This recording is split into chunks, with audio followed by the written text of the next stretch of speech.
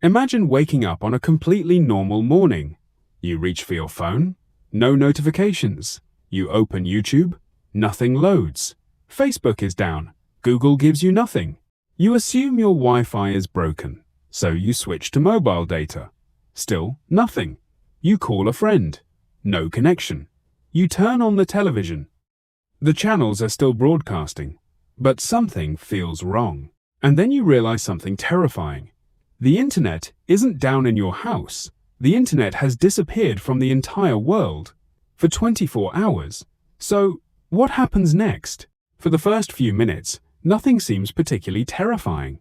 The lights still work, water still flows, cars are still moving, buildings are still standing. The world looks almost completely normal. But behind the scenes, billions of systems are beginning to lose their connections. Smartphones become far less useful. Banking apps start having problems. Online payments begin to fail. Companies lose access to cloud systems. Remote workers suddenly can't work. And here's the strange part. Most of us have no idea how many things in our daily lives depend on the internet. 1 hour passes. News begins spreading through much older technologies. Radio, television, landlines, face-to-face conversations. People start asking each other what is happening. Stores are still open, but a problem appears very quickly. Payment. Millions of people don't carry cash anymore. They have their phones. A smartphone can hold your bank cards, digital wallets, and dozens of different payment methods. But when the internet disappears, that $1,000 smartphone suddenly becomes a very expensive device for checking the time. Stores begin asking for cash. ATMs may start having problems. Electronic transactions are interrupted. And within just a few hours, people begin realizing that money sitting in a bank account and money they can actually use right now are two very different things.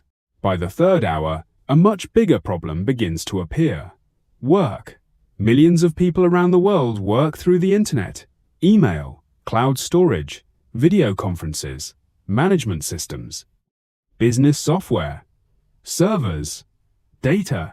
An office worker may still be sitting in front of their computer, but they can't send an email. They can't access documents. They can't log into company systems. They can't contact a client on the other side of the world. Companies begin returning to older methods, phone calls, paper documents, face-to-face meetings. But here's the problem. We built an entire economy around the speed of the internet. And when that speed disappears, everything starts slowing down. By now, the most frightening problem isn't that you can't watch TikTok or YouTube. That's only the surface. The internet also connects logistics, commerce, communication, and data systems. One order is delayed. One truck is delayed. One warehouse doesn't receive the information. One store doesn't receive its products. One customer can't buy what they need. There is no massive explosion, no building collapses, but the entire system begins to slow down. 12 hours have passed, and society begins changing in a surprisingly strange way. People start meeting face to face. People who normally spend their entire day staring at screens start talking to each other. Some turn to radio, some read newspapers, some simply go outside. But for hospitals, businesses, banks, airports, and other critical systems, 12 hours without the internet could be a serious problem, because the internet isn't just social media. It has become part of modern infrastructure. 18 hours. Rumors begin spreading. And this may be one of the most dangerous problems of all. When the internet disappears, we lose the ability to verify information in real time. Someone says, the internet will be back in an hour. Someone else says, no. It will be gone for a week.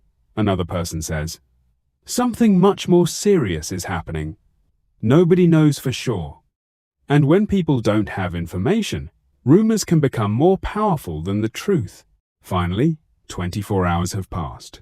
And let's say the internet suddenly comes back. Phones start buzzing. Thousands of notifications appear. Emails flood in. Messages arrive. Transactions are processed. Servers reconnect. Everything seems normal again. But something has changed. We have seen what the world looks like without the internet. And perhaps the most frightening part isn't that we can't live without the internet.